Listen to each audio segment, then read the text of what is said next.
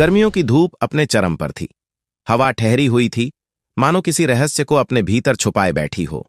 खुले खेतों के बीच एक छोटा सा गांव बसा था, जहां एक गरीब लेकिन मेहनती किसान यूसुफ अपने परिवार के साथ रहता था। वह अपनी छोटी सी जमीन पर खेती करता, मेहनत करता और अपनी रोजी रोटी कमाता। लेकिन आज उसकी आंखों में एक अलग ही बेचैनी थी। वह हल चलाते हुए बार बार रुक जाता, लंबी सांसें भरता और दूर कहीं खो सा जाता। उसके जहन में 3 सवाल उभर रहे थे जो उसे बेचैन किए हुए थे। पहला सवाल था कि इस दुनिया में सबसे अहम चीज क्या है। दूसरा सवाल था कि सही समय पर सही काम कैसे पहचाना जाए। और अब तीसरा और आखिरी सवाल था कि इंसान के लिए सबसे जरूरी शख्स कौन होता है। ये सवाल अचानक उसके मन में नहीं आए थे। पिछले कुछ महीनों में उसने कई कठिनाइयां झेली थीं। एक बार उसका सबसे अच्छा दोस्त मुसीबत में था, लेकिन यूसुफ अपनी फसल की चिंता में उससे मिलने नहीं जा सका। कुछ ही दिनों में वह दोस्त दुनिया छोड़ गया और यूसुफ को अफसोस होता रहा कि काश वह उस समय उसके पास होता। एक और बार उसने सोचा था कि अब अच्छी बारिश होगी और फसल बेहतरीन होगी, लेकिन अचानक तूफान आया और सारी मेहनत बेकार हो गई। वह सोचता रहा, क्या उसे पहले ही कुछ और इंतजाम कर लेना चाहिए था? क्या कोई तरीका था जिससे वह भविष्य को सही तरह से समझ पाता? तीसरा सवाल उसके दिल को सबसे ज्यादा परेशान करता था। वह बहुत से लोगों की मदद करता, लेकिन कभी कभी उसे लगता कि उसने जिस पर सबसे ज्यादा भरोसा किया था वही उसे धोखा दे गया। तो इंसान के लिए सबसे जरूरी इंसान कौन होता है? वह जो हमेशा साथ रहे या जो मुश्किल वक्त में काम आए? इन सवालों के जवाब उसे कहीं नहीं मिले। गांव के बुजुर्गों से पूछा तो उन्होंने अलग अलग जवाब दिए, लेकिन कोई भी संतोषजनक नहीं था। आखिरकार उसने सुना कि पास के एक बड़े राज्य में एक बुद्धिमान शहजादी रहती है, जिसकी अक्लमंदी और दूरदर्शिता के चर्चे दूर दूर तक फैले हुए हैं।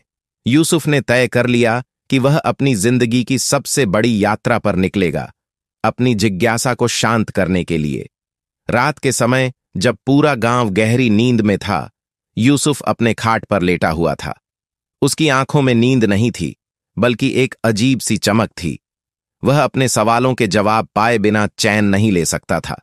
सुबह होते ही मैं उस शहजादी के दरबार में जाऊंगा, उसने खुद से कहा। यह सफर आसान नहीं होगा। उसे लंबी दूरी तय करनी होगी, जंगलों, पहाड़ों और अनजान रास्तों से होकर गुजरना होगा। लेकिन उसके दिल में एक दृढ़ निश्चय था, अगर वह इन सवालों के जवाब पा ले तो उसका जीवन और भी सार्थक हो सकता है। सुबह की पहली किरणों के साथ ही यूसुफ ने अपनी यात्रा की शुरुआत कर दी।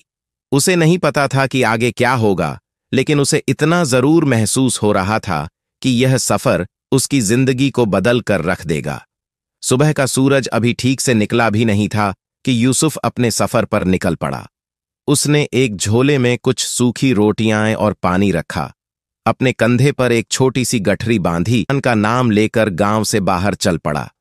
रास्ता लंबा और कठिन था। गांव के बाहर कुछ दूर तक पगडंडी थी, लेकिन फिर घना जंगल शुरू हो गया। हवा में मिट्टी और पेड़ों की खुशबू थी और पंछियों की चहचहाहट उसके कानों में किसी संगीत की तरह गूंज रही थी। यूसुफ की आंखों में उम्मीद थी, लेकिन उसके दिल में हल्का सा डर भी था कि क्या वह इस अनजान सफर में सफल होगा। जंगल के रास्ते पर चलते चलते दोपहर हो गई। सूरज की गर्मी तेज हो रही थी और यूसुफ को प्यास लगने लगी। उसने अपने झोले से पानी निकाला, लेकिन तभी उसे एक बूढ़ा साधु दिखा जो एक पेड़ के नीचे बैठा था। उसकी सांसें तेज चल रही थीं और ऐसा लग रहा था कि वह बहुत प्यासा है। यूसुफ के मन में सवाल उठा, क्या उसे अपना बचा हुआ पानी इस बूढ़े साधु को दे देना चाहिए? सफर अभी लंबा था और उसके पास पानी की दूसरी कोई व्यवस्था नहीं थी। लेकिन फिर उसके दिल की आवाज आई, अगर किसी जरूरतमंद की मदद करने का मौका है तो उसे मत छोड़ो। यूसुफ झुका और बूढ़े साधु को पानी पिलाया। बूढ़े ने तृप्ति की लंबी सांस ली और फिर मुस्कुराते हुए बोले, बेटा, तुम एक नेक इंसान हो, लेकिन यह बताओ, तुम इतनी दूर अकेले क्यों जा रहे हो? यूसुफ ने अपनी यात्रा का मकसद बताया और 3 सवालों का जिक्र किया। साधु उसकी बात सुनकर गंभीर हो गए। पहला सवाल कि दुनिया में सबसे अहम चीज क्या है? साधु ने दोहराया। यूसुफ ने जवाब दिया, हां, मैं यही जानना चाहता हूं। बूढ़े साधु ने एक गहरी सांस ली और बोले, याद रखो, इंसान के लिए सबसे अहम चीज वही होती है जो इस समय उसके सामने हो। अतीत बीत चुका है, भविष्य अनिश्चित है, लेकिन जो इस पल में हो रहा है वही सबसे महत्वपूर्ण है। अगर तुम इसे समझ गए तो जीवन के आधे रहस्य समझ लोगे। यूसुफ चौंक गया। उसने कभी इस नजरिए से नहीं सोचा था। वह गहराई से सोचने लगा, क्या यह सच था? क्या सबसे जरूरी चीज यही थी कि जो पल अभी उसके पास है उसी का सही उपयोग किया जाए? लेकिन उससे पहले कि वह कुछ कह पाता, साधु ने मुस्कुराकर कहा, अब आगे बढ़ो। तुम्हारा सफर बहुत लंबा है, लेकिन यह सीख मत भूलना। यूसुफ ने साधु को धन्यवाद दिया और आगे बढ़ गया, लेकिन उसका मन इस सीख पर अटका हुआ था। क्या यह सच में उसके पहले सवाल का जवाब था? पूरा दिन सफर करने के बाद जब सूरज डूबने लगा तो यूसुफ एक छोटी सी झोपड़ी के पास पहुंचा। वह थका हुआ था और आराम करना चाहता था। यूसुफ ने विनम्रता से पूछा, क्या मैं यहां रात बिता सकता हूं? आदमी ने मुस्कुराकर सिर हिलाया और उसे बैठने का इशारा किया। फिर उसने पूछा, तुम इतनी दूर कहां जा रहे हो? यूसुफ ने अपनी यात्रा और 3 सवालों के बारे में बताया। आदमी ने ध्यान से सुना, फिर धीरे से कहा, मैं तुम्हें दूसरा सवाल हल करने में मदद कर सकता हूं। तुम जानना चाहते हो कि सही समय पर सही काम कैसे पहचाना जाए, है ना? यूसुफ चौंक गया। हां, अगर आप बता सकें तो मुझे बहुत खुशी होगी। आदमी ने आग की लपटों को देखते हुए कहा, इसका जवाब तुम्हारे पास ही है, लेकिन इसे समझने के लिए तुम्हें कल सुबह मेरा एक काम करना होगा। यूसुफ ने सिर हिलाया। उसे नहीं पता था कि कल क्या होने वाला है, लेकिन वह इस रहस्यमय अजनबी से मिलने के लिए उत्सुक था। रात ठंडी थी और झोपड़ी के बाहर हल्की हल्की हवा चल रही थी। आग की धीमी लौ की रोशनी में यूसुफ का मन बेचैन था। रहस्यमयी अजनबी ने जो कहा था उसे लेकर उसके मन में कई सवाल थे। आखिर कौन सा काम करने से मुझे सही समय की पहचान होगी? सुबह होते ही अजनबी ने यूसुफ को जगाया और कहा, अब समय आ गया है कि तुम अपने सवाल का जवाब खुद खोजो। मैं तुम्हें एक काम दूंगा। अगर तुम इसे सही ढंग से कर पाए तो तुम्हारा दूसरा सवाल हल हो जाएगा। अजनबी यूसुफ को झोपड़ी से बाहर ले गया। वहां एक बड़ा सा खेत फैला हुआ था, जिसमें कई जगह झाड़ियां उगी हुई थीं। उसने एक फावड़ा यूसुफ को दिया और कहा, तुम्हें यह खेत साफ करना होगा, लेकिन कब कौन सा हिस्सा साफ करना है यह तुम्हें खुद तय करना होगा। यूसुफ को यह काम आसान लगा। उसने तुरंत फावड़ा उठाया और सामने की झाड़ियों को काटने लगा।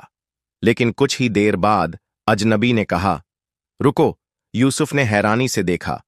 अजनबी बोला, तुमने यह तय कैसे किया कि सबसे पहले यही झाड़ियां काटनी चाहिए? क्या तुमने सोचा कि यहां सबसे ज्यादा खरपतवार कहां है, या यह कि किस हिस्से की जमीन सबसे ज्यादा उपजाऊ है? यूसुफ ठिठक गया। उसने बिना सोचे समझे ही काम शुरू कर दिया था। अजनबी मुस्कुराया और बोला, याद रखो, सही समय पर सही काम करने का मतलब यह है कि पहले पूरी स्थिति को समझो, फिर तय करो कि अभी सबसे जरूरी क्या है। यूसुफ ने अब नए सिरे से सोचना शुरू किया। उसने देखा कि खेत का एक हिस्सा पूरी तरह सूख चुका था, जबकि कुछ हिस्सों में अभी नमी थी। अगर पहले सूखे हिस्से को ठीक किया जाता तो यह बाद में फसल के लिए तैयार हो सकता था। अब उसने सोच समझकर सही जगह से काम शुरू किया। अजनबी ने मुस्कुराकर कहा, यही तुम्हारे दूसरे सवाल का जवाब है। सही समय पर सही काम वही होता है जो परिस्थिति को देखकर समझदारी से तय किया जाए। कोई काम अच्छा या बुरा नहीं होता, यह केवल इस पर निर्भर करता है कि उसे कब किया जाए। यूसुफ की आंखों में चमक आ गई। ये बात कितनी सीधी थी, लेकिन उसने कभी इस तरह से नहीं सोचा था। अब जब यूसुफ चलने को तैयार हुआ तो उसने अजनबी से पूछा, आप कौन हैं और आपने मेरी मदद क्यों की? अजनबी ने हल्की हंसी के साथ कहा, मैं बस एक राहगीर हूं जो कभी इसी सफर पर था। जब तुम्हें कोई सीख मिलती है तो उसे दूसरों तक पहुंचाना भी एक जिम्मेदारी बन जाती है। यूसुफ ने आदरपूर्वक सिर झुका लिया। अब उसके 2 सवाल हल हो चुके थे, लेकिन तीसरा सवाल अभी भी बाकी था। इंसान के लिए सबसे जरूरी शख्स कौन होता है? यूसुफ ने अजनबी का धन्यवाद किया और आगे बढ़ गया। अब उसका अगला पड़ाव वह शहर था जहां बुद्धिमान शहजादी रहती थी।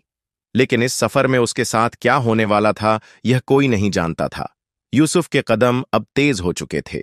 2 सवालों के जवाब उसने पा लिए थे, लेकिन तीसरा सवाल अभी भी उसके मन में गूंज रहा था। इंसान के लिए सबसे जरूरी शख्स कौन होता है? जंगल पार करने के बाद आखिरकार वह उस राज्य की सीमा पर पहुंचा जहां बुद्धिमान शहजादी का महल था।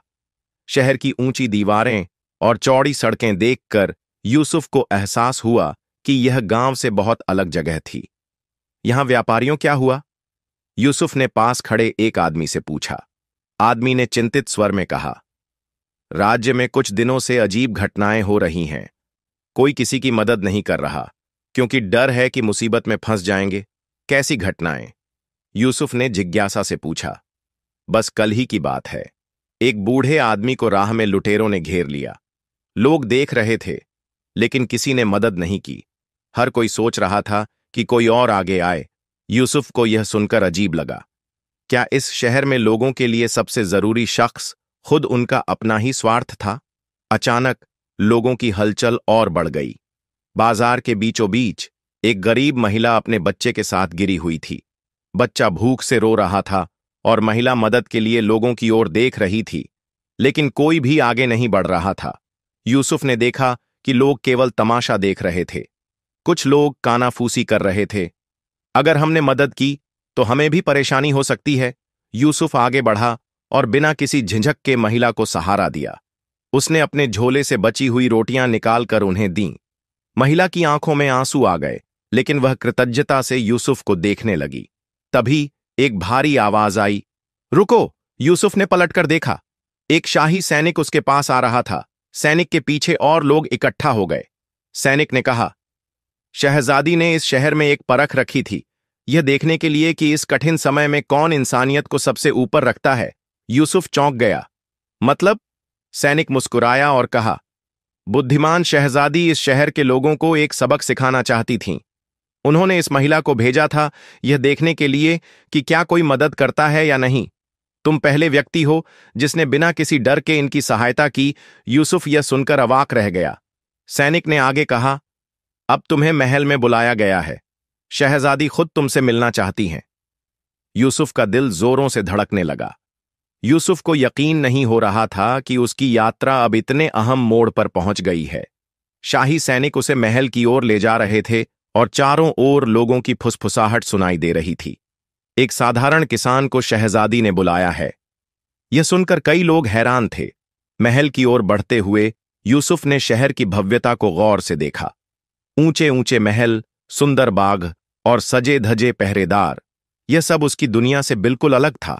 जब यूसुफ महल के मुख्य द्वार से गुजरा तो उसने देखा कि अंदर सब कुछ सुनियोजित और सजा हुआ था। सफेद संगमरमर की दीवारें, सुनहरे पर्दे और जगह जगह जलते दियों की रोशनी ने पूरे महल को एक जादुई आभा दे रखी थी। सैनिक उसे एक बड़े हॉल में ले गए जहां सामने ऊंचे मंच पर एक शानदार सिंहासन रखा था। सिंहासन पर एक स्त्री बैठी थी, शहजादी। यूसुफ ने पहली बार इतनी बुद्धिमान और प्रभावशाली शख्सियत को देखा। उसकी उम्र ज्यादा नहीं थी, लेकिन उसकी आंखों में गहरी समझ और चेहरे पर संयम की छाप थी। आओ किसान, शहजादी ने शांत आवाज में कहा। यूसुफ झुककर अभिवादन करता हुआ आगे बढ़ा।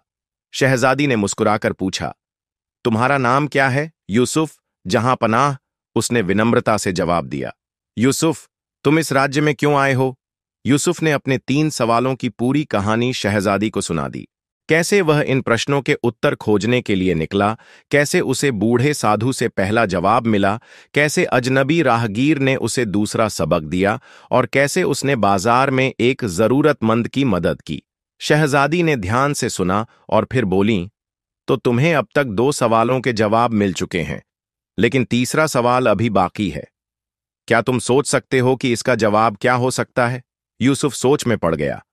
उसने कहा, मुझे नहीं पता, लेकिन मैं यह समझ गया हूं कि जब मैंने उस जरूरतमंद महिला की मदद की तो वही पल मेरे लिए सबसे अहम था। शहजादी ने सिर हिलाया। बिल्कुल। और अब सोचो, उस पल में सबसे जरूरी शख्स कौन था? यूसुफ का दिमाग तेजी से घूमने लगा। फिर अचानक उसे एहसास हुआ, उस समय मेरे लिए सबसे जरूरी वही महिला थी जिसे मेरी मदद की जरूरत थी। शहजादी मुस्कुराई और कहा, यही तुम्हारे तीसरे सवाल का जवाब है। इंसान के लिए सबसे जरूरी शख्स वही होता है जो उसके सामने हो और जिसे उस पल उसकी जरूरत हो। यूसुफ को लगा जैसे उस पर से एक बड़ा बोझ उतर गया हो। याद रखो, शहजादी ने आगे कहा, हमेशा उसी व्यक्ति को अहमियत दो जो तुम्हारे सामने है और जो तुम्हारी मदद का इंतजार कर रहा है। यही सच्ची इंसानियत है। यूसुफ की आंखों में चमक आ गई। उसकी यात्रा पूरी हो चुकी थी।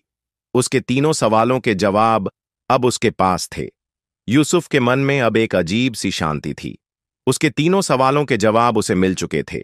सबसे अहम चीज वही होती है जो इस समय हो रही हो। सही समय पर सही काम वही होता है जो परिस्थिति के अनुसार हो, और सबसे जरूरी शख्स वही होता है जो उस वक्त हमारे सामने हो और जिसे हमारी जरूरत हो। लेकिन शहजादी के चेहरे पर अब भी एक रहस्यमयी मुस्कान थी। ऐसा लग रहा था कि अभी कुछ बाकी है।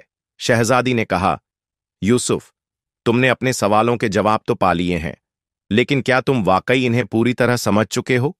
यूसुफ ने सिर झुका लिया। जहां पनाह, मुझे लगता है कि मैंने समझा है, लेकिन अगर आप कुछ और समझाना चाहें तो मैं सीखने के लिए तैयार हूं। शहजादी ने एक पल सोचा, फिर अपनी सीट से उठकर खिड़की के पास चली गईं। खिड़की से बाहर एक बड़ा बाग था जहां हरे भरे पेड़ और रंग बिरंगे फूल खिले हुए थे। उन्होंने इशारा किया, इस बाग को देखो यूसुफ, ये कितना सुंदर है, लेकिन क्या तुम्हें पता है कि इसे इतना हरा भरा रखने के लिए क्या करना पड़ता है? यूसुफ ने ध्यान से देखा और कहा, शायद इसे समय समय पर पानी देना पड़ता होगा, खरपतवार हटानी पड़ती होगी और सही मौसम में बीज बोने पड़ते होंगे। शहजादी मुस्कुराईं। बिल्कुल सही, लेकिन अगर माली यह न समझे कि सही समय पर कौन सा काम करना जरूरी है, तो यह बाग सूख जाएगा। यही तुम्हारी जिंदगी के लिए भी सच है।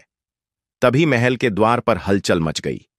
एक सैनिक दौड़ता हुआ अंदर आया और बोला, जहां पनाह, शहर के दक्षिणी द्वार पर एक घायल आदमी पड़ा है। शायद किसी ने उसे लूटकर मारने की कोशिश की है। वह बेहोश है और बहुत तकलीफ में है। यूसुफ ने बेचैनी से इधर उधर देखा, लेकिन बाकी दरबारियों के चेहरे बिना किसी चिंता के दिख रहे थे, जैसे यह कोई नई बात नहीं थी। शहजादी ने अपनी नजरें यूसुफ पर टिकाईं और कहा, तो बताओ, अब तुम क्या करोगे? यूसुफ ने बिना देर किए कहा, जहां पनाह, अगर कोई जरूरतमंद है तो हमें तुरंत उसकी मदद करनी चाहिए। शहजादी ने सिर हिलाया, लेकिन तुम अभी मेरे दरबार में हो। क्या तुम्हें नहीं लगता कि तुम्हें मेरी बातें पूरी तरह समझने के बाद ही जाना चाहिए? यूसुफ के मन में एक द्वंद्व शुरू हो गया। उसने सीखा था कि सबसे जरूरी शख्स वही होता है जिसे उस समय हमारी जरूरत हो, और इस समय वह घायल आदमी सबसे जरूरी था। यूसुफ ने दृढ़ता से कहा, जहां पनाह, आपकी बातें सुनना मेरे लिए बहुत महत्वपूर्ण है, लेकिन इस समय मेरी सबसे बड़ी जिम्मेदारी उस घायल आदमी की मदद करना है। अगर मैंने अब देरी की तो शायद वह बच ही न पाए। शहजादी के चेहरे पर संतोष की मुस्कान आई। उन्होंने अपने सैनिकों को आदेश दिया, इस युवक के साथ जाओ और उस घायल आदमी की मदद करो। यूसुफ तेजी से महल के बाहर निकला। जब यूसुफ और सैनिक दक्षिणी द्वार पर पहुंचे तो उन्होंने देखा कि एक गरीब व्यापारी सड़क पर पड़ा हुआ था। उसके कपड़े फटे हुए थे और उसके सिर से खून बह रहा था। यूसुफ ने तुरंत उसे पानी पिलाया और सैनिकों से कहा कि वे उसे एक सुरक्षित जगह ले जाएं। जब व्यापारी को होश आया तो उसने कांपती आवाज में कहा, अगर तुम कुछ देर और नहीं आते तो शायद मैं बच नहीं पाता। खुदा तुम्हें नेक रास्ते पर चलाए। यूसुफ के दिल में एक अजीब सी संतुष्टि थी। अब उसे यकीन हो गया था कि उसने जो सीखा था वह सिर्फ शब्द नहीं थे, वह असली जिंदगी के लिए थे। जब यूसुफ वापस महल लौटा तो शहजादी दरबार में उसका इंतजार कर रही थीं। उन्होंने कहा, यूसुफ, अब तुम्हारी परीक्षा पूरी हो गई। अब मुझे यकीन है कि तुमने अपनी सीख को पूरी तरह आत्मसात कर लिया है। यूसुफ ने झुककर धन्यवाद किया। शहजादी ने एक छोटी सी थैली उसकी ओर बढ़ाई। यह तुम्हारे लिए एक उपहार है। इसमें सोने के सिक्के हैं, लेकिन असली इनाम वह ज्ञान है जो तुम अपने साथ लेकर जा रहे हो। अब जाओ और अपने गांव के लोगों को यह सिखाओ कि सही समय पर सही इंसान की मदद करना ही असली इंसानियत है। यूसुफ ने आंखों में कृतज्ञता के आंसू लिए हुए वह थैली ली, लेकिन उसके लिए असली दौलत वह समझ थी जो उसे इस सफर से मिली थी। अब वह अपने गांव वापस जाने के लिए तैयार था, लेकिन वह वही साधारण किसान नहीं था जो यहां आया था। अब वह एक बदला हुआ इंसान था। यूसुफ ने महल के द्वार से बाहर कदम रखा। उसकी आंखों में एक नई चमक थी, समझ की चमक, बदलाव की चमक। अब वह सिर्फ एक साधारण किसान नहीं था, बल्कि वह अपने 3 सवालों के जवाब के साथ एक नया उद्देश्य लेकर लौट रहा था। महल से बाहर निकलते ही उसे वही बाजार दिखा जहां उसने जरूरतमंद महिला की मदद की थी। अब वही रास्ते थे, वही दुकानें थीं, लेकिन यूसुफ के लिए अब सब कुछ अलग था। शहर से विदाई और यात्रा की शुरुआत। यूसुफ ने देखा कि रास्ते में कुछ लोग अब भी अपने अपने कामों में लगे थे। कुछ वही लोग थे जो पहले किसी जरूरतमंद की मदद करने से हिचकिचाते थे। अब उन्हें देखना अजीब लग रहा था। तभी एक बूढ़ा व्यापारी उसके पास आया और बोला, बेटा, हमने तुम्हें उस दिन उस गरीब महिला की मदद करते देखा था और फिर सुना कि तुम्हें शहजादी ने अपने महल में बुलाया। क्या तुम हमें बता सकते हो कि वहां क्या हुआ? यूसुफ मुस्कुराया और बोला, मैं बताऊंगा, लेकिन रास्ते में चलते चलते इस तरह कुछ लोग उसके साथ हो लिए और वह अपनी यात्रा के अनुभव सुनाने लगा।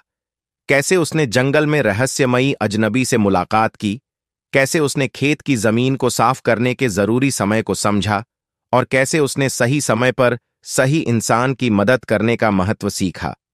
जब वह शहर के द्वार पर पहुंचा तो कुछ और लोग उसकी बातें सुनने के लिए इकट्ठा हो गए। क्या हम भी यह सीख सकते हैं? एक नौजवान ने पूछा। यूसुफ ने सिर हिलाया। इंसान को सीखने के लिए कहीं जाने की जरूरत नहीं होती, उसे सिर्फ अपने आसपास की चीजों को सही तरह से देखने की जरूरत होती है। और इसके बाद यूसुफ ने गांव की ओर अपना सफर फिर से शुरू किया। गांव के रास्ते में एक जगह एक पत्थर बीच रास्ते में पड़ा हुआ था। वह बहुत बड़ा नहीं था, लेकिन इतना जरूर था कि अगर कोई घोड़ा या गाड़ी तेजी से आ रही हो तो वह ठोकर खाकर गिर सकती थी। यूसुफ ने देखा कि लोग इस पत्थर को देखकर बस किनारे हो रहे थे, लेकिन कोई भी उसे हटाने की कोशिश नहीं कर रहा था। यूसुफ ठहर गया। उसने सोचा, अगर यह पत्थर यहीं पड़ा रहा तो किसी न किसी को चोट लग सकती है, और यह भी एक जरूरतमंद की तरह ही है जिसे मेरी मदद की जरूरत है। उसने अपना सामान किनारे रखा और पत्थर को हटाने लगा। उसे यह काम अकेले करना मुश्किल लग रहा था, लेकिन वह रुका नहीं। कुछ ही देर में 2 राहगीरों ने उसे ऐसा करते देखा और उसकी मदद के लिए आ गए। साथ मिलकर उन्होंने पत्थर को हटाया, और जब वह रास्ते से साफ हुआ तो वहां जमीन पर कुछ सिक्के दबे हुए थे। यह क्या? एक राहगीर ने कहा। तभी पास से एक व्यापारी आया और बोला, ओह, यह सिक्के राजा ने यहां इसलिए रखे थे ताकि यह देखा जा सके कि कौन इस पत्थर को हटाने की कोशिश करता है। राजा ने कहा था कि जो इसे हटाएगा वह इनाम का हकदार होगा। यूसुफ को यह देखकर हंसी आ गई। यही तो सीख है।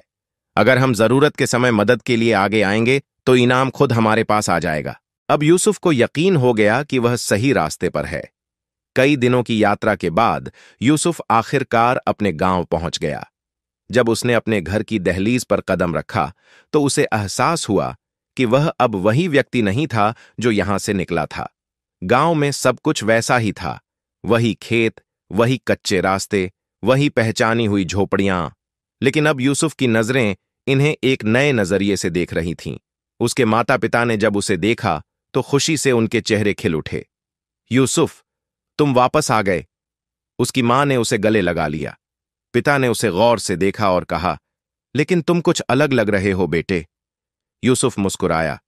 अब मैं वही यूसुफ नहीं हूं जो यहां से गया था।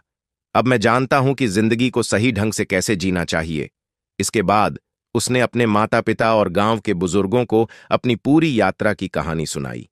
धीरे धीरे उसकी बातें पूरे गांव में फैलने लगीं। लोग जानना चाहते थे कि उसने क्या सीखा और कैसे उसने अपनी सोच को बदला। एक दिन गांव के चौपाल पर यूसुफ ने सबको इकट्ठा किया और बोला, हम सब अपने खेतों की देखभाल करते हैं, लेकिन क्या हमने कभी अपने वक्त और अपने फैसलों की देखभाल की है? हम अक्सर सोचते हैं कि हमें बड़े बदलाव लाने होंगे, लेकिन असलियत यह है कि छोटे छोटे अच्छे काम ही सबसे बड़े बदलाव लाते हैं। गांव वालों ने सिर हिलाया। फिर यूसुफ ने समझाया कि कैसे सही समय पर सही काम करना जरूरी है और कैसे इंसान को हमेशा उसी की मदद करनी चाहिए जो उस वक्त उसकी जरूरत में हो। गांव में धीरे धीरे एक नया माहौल बनने लगा। लोग अब पहले से ज्यादा एक दूसरे की मदद करने लगे। दिन गांव में अचानक अफवाह फैल गई कि एक गरीब किसान की पूरी फसल जलकर राख हो गई है। वह किसान बहुत परेशान था क्योंकि उसकी सारी मेहनत बर्बाद हो चुकी थी। गांव के लोग आपस में बात करने लगे। बेचारा, अब यह क्या करेगा? यूसुफ ने सोचा। यही वह मौका है जब मेरी सीख का असली इम्तिहान होगा। वह तुरंत किसान के घर पहुंचा और बोला, चिंता मत करो, हम सब तुम्हारी मदद करेंगे। गांव के कुछ लोग झिझक रहे थे, लेकिन हम अपनी फसल के बारे में भी तो सोचें। यूसुफ ने मुस्कुराकर कहा, अगर हम सही समय पर किसी की मदद नहीं करेंगे तो हमें कभी सही समय पर मदद नहीं मिलेगी। धीरे धीरे गांव वालों ने मदद के लिए हाथ बढ़ाना शुरू किया। किसी ने बीज दिए, किसी ने पानी देने का वादा किया और किसी ने श्रम देने की पेशकश की। कुछ ही हफ्तों में उस किसान की जमीन फिर से हरी भरी हो गई। अब गांव के लोग समझ चुके थे कि इंसान को सिर्फ अपने लिए नहीं बल्कि दूसरों के लिए भी सोचना चाहिए। और फिर यूसुफ ने गांव वालों से कहा, हम सबको यह याद रखना चाहिए कि सबसे अहम काम वही होता है जो सही समय पर किया जाए। सबसे जरूरी इंसान वही होता है जिसे हमारी जरूरत हो, और सबसे अच्छा समय वही होता है जो अभी है। गांव में अब सब कुछ बदल चुका था और इसी के साथ यूसुफ की यात्रा पूरी हुई, लेकिन उसकी सीख हमेशा के लिए जिंदा रही।